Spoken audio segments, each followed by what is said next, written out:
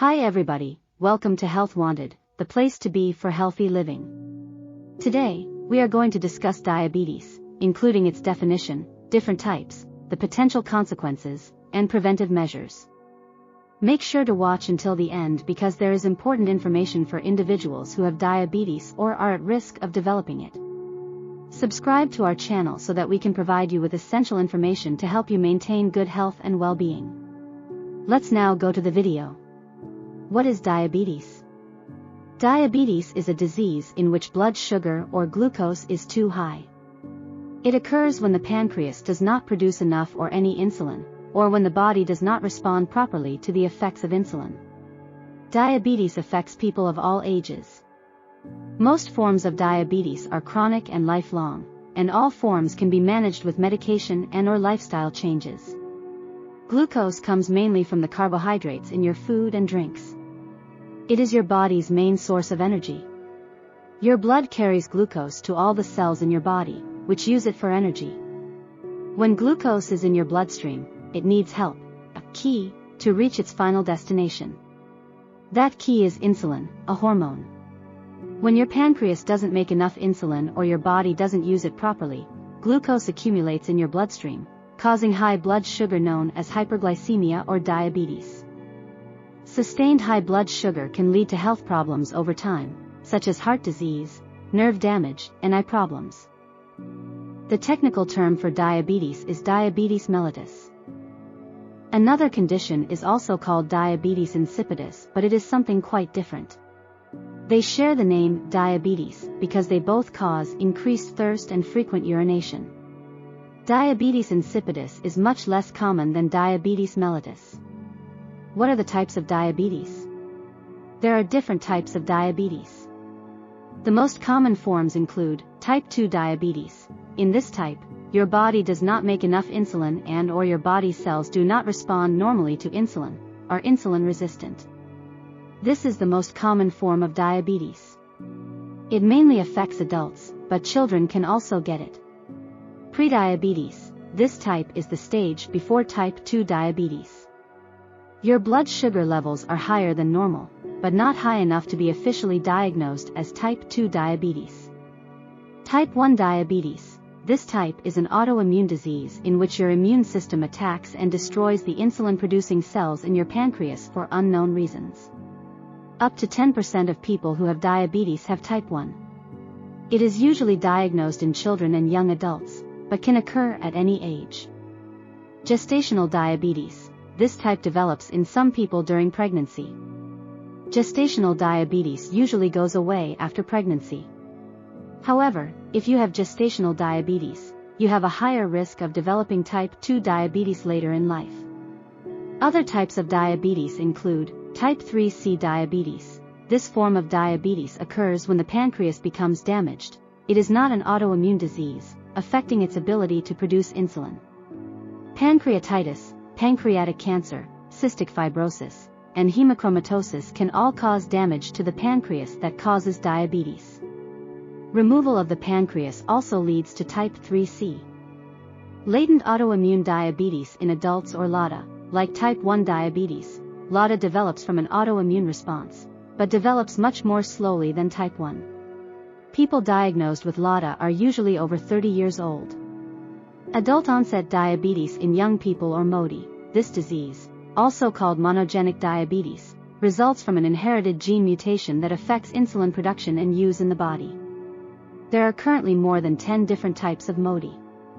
It affects up to 5% of people with diabetes, and the disease often runs in families. Neonatal diabetes. This is a rare form of diabetes that occurs within the first 6 months of life. It is also a form of monogenic diabetes. About 50% of babies with neonatal diabetes have the lifelong form, called permanent neonatal diabetes mellitus. In the other half, the disease disappears within a few months of its onset, but may recur later in life. This is called transient neonatal diabetes mellitus. Brittle diabetes.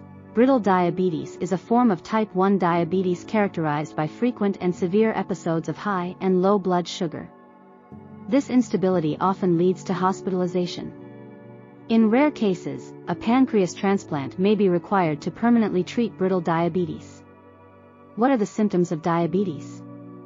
Symptoms of diabetes include increased thirst and dry mouth, frequent urination, fatigue, blurred vision, unexplained weight loss, numbness or tingling in hands or feet, slow healing wounds or cuts, frequent skin and/or vaginal yeast infections. Type 1 diabetes, symptoms of T1D can develop quickly, within a few weeks or months.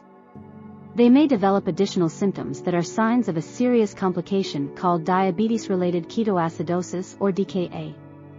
DKA is life-threatening and requires immediate medical attention. DKA's symptoms include vomiting, stomach pain, fruity-smelling breath and labored breathing. Type 2 diabetes and prediabetes.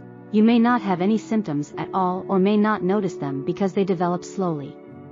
Routine blood tests may indicate high blood sugar before you notice symptoms. Another possible sign of prediabetes is darkening of the skin in certain areas of the body. Gestational diabetes.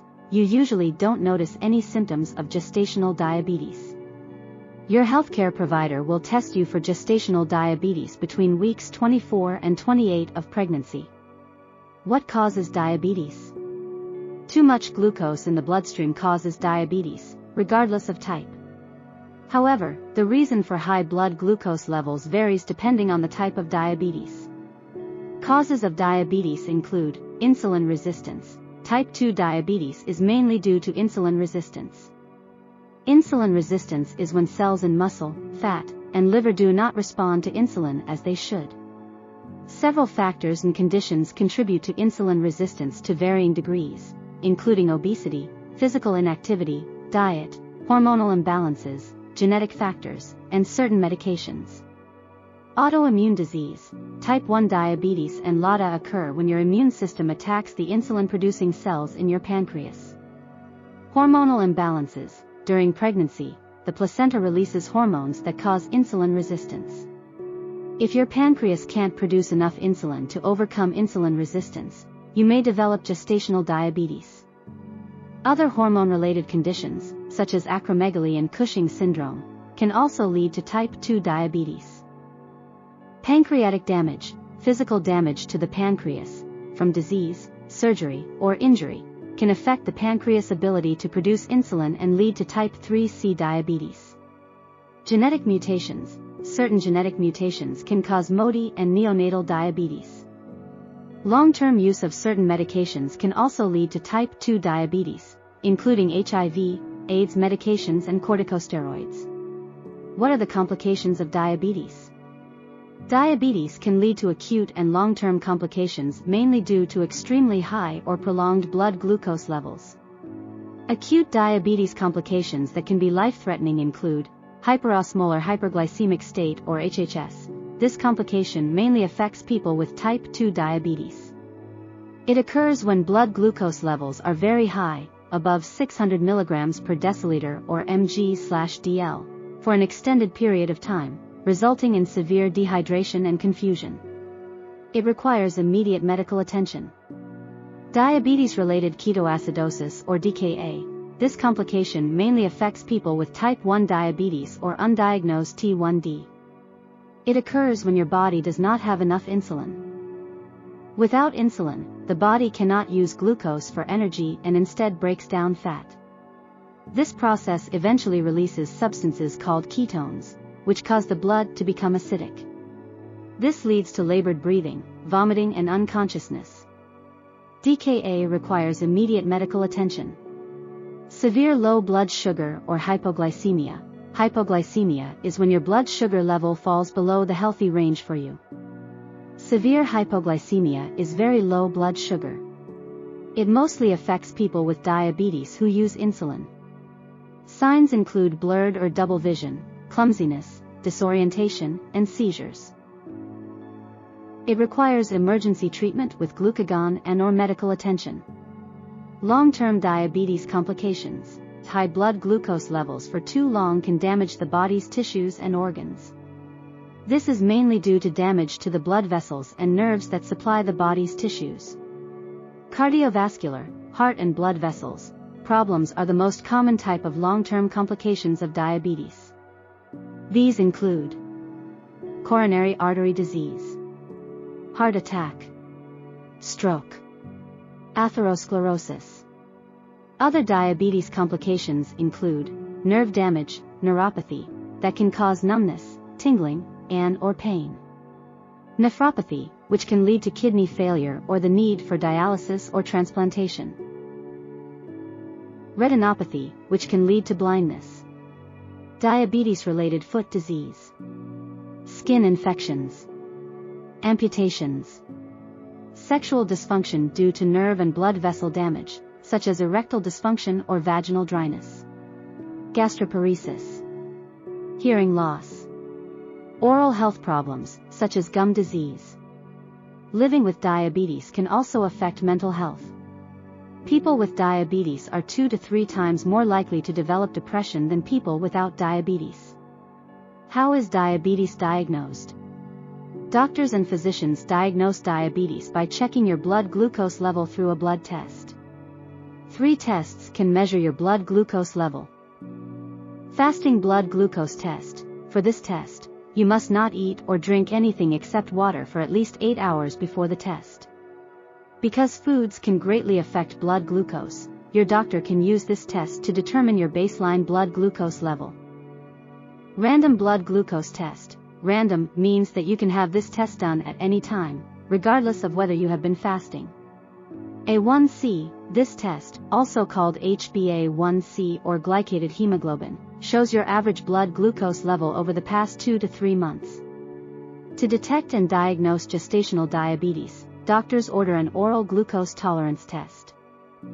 How is diabetes treated? Diabetes is a complex disease that involves multiple strategies to treat. In addition, diabetes affects each person differently, so treatment plans are highly individualized. The 4 most important aspects of diabetes treatment include blood sugar monitoring. Monitoring your blood sugar, glucose, is key to determining how well your current treatment plan is working. It provides information about how you are managing your diabetes on a daily, and sometimes hourly, basis. You can monitor your blood glucose levels by checking frequently with a glucometer and finger prick and/or with a continuous glucose monitor or CGM. You and your healthcare provider will determine the best blood glucose range for you. Oral diabetes medications. Oral diabetes medications help control blood glucose levels in people who have diabetes but still produce some insulin, especially people with type 2 diabetes and prediabetes. People with gestational diabetes may also need oral medications. There are several different types. Metformin is the most common. Insulin. People with type 1 diabetes need to inject synthetic insulin to control their diabetes. Some people with type 2 diabetes also need insulin. There are several different types of synthetic insulin. They start working at different rates and stay in your body for different lengths of time. The 4 main types of insulin include injectable insulin with a syringe, insulin pens, insulin pumps, and rapid-acting inhaled insulin. Diet. Meal planning and making healthy dietary choices are important aspects of diabetes management because diet has a major impact on blood glucose. If you take insulin, counting the carbohydrates in the foods and drinks you eat is an important part of management. The amount of carbohydrates you eat determines how much insulin you need at meals. Healthy eating habits can also help you manage your weight and reduce your risk for heart disease. Exercise. Physical activity increases insulin sensitivity and helps reduce insulin resistance, so regular exercise is an important part of management for all people with diabetes. Because of the increased risk for heart disease, it is also important to maintain a healthy weight, steady blood pressure, and low cholesterol. How can I prevent diabetes? Autoimmune diseases and genetic forms of diabetes cannot be prevented. However, there are some steps you can take to lower your risk of developing prediabetes, type 2 diabetes, and gestational diabetes, including, eat a healthy diet, such as the Mediterranean diet, get physically active, move 30 minutes a day at least 5 days a week, aim for a weight that is healthy for you, manage your stress, limit your alcohol consumption, get adequate sleep, usually 7 to 9 hours, and seek treatment for sleep disorders. Give up smoking. Take medications prescribed by your doctor to control existing risk factors for heart disease. It is important to know that there are some diabetes risk factors that you cannot change, such as your genetic predisposition/family history, age, and race. You should know that type 2 diabetes is a complex disease that involves many factors. Now, check out this video to discover some helpful tips that will assist you in achieving a healthy lifestyle. Subscribe to the channel to receive regular health tips and advice. That's all for today, and always remember to stay healthy. Thanks for watching, and we'll see you in the next video.